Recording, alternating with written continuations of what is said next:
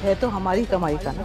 खाना कमरे में छुप कर खाएं या डांट। ब्रेकफास्ट के बगैर मैंने उसे यूनिवर्सिटी ड्रॉप किया। मॉम ने आज उसे खाने का ताना दिया। फारा की आने वाली कस्ट में आप देखेंगे कि सलार की माँ सितारा को हर बार जलील करने में कोई कसर नहीं छोड़ती है।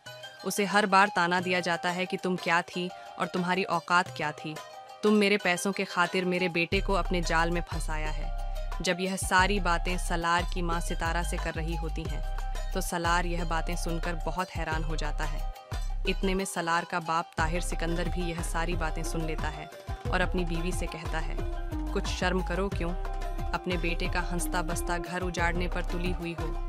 आखिर सितारा ने तुम्हारा क्या बिगाड़ा है।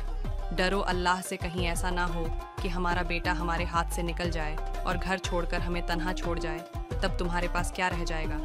दूसरी तरफ साहिबा सितारा की नफरत में सलार की माँ के कान हर वक्त भरती रहती है और हर वक्त कोशिश करती रहती है कि सितारा और सलार को कैसे जुदा किया जाए।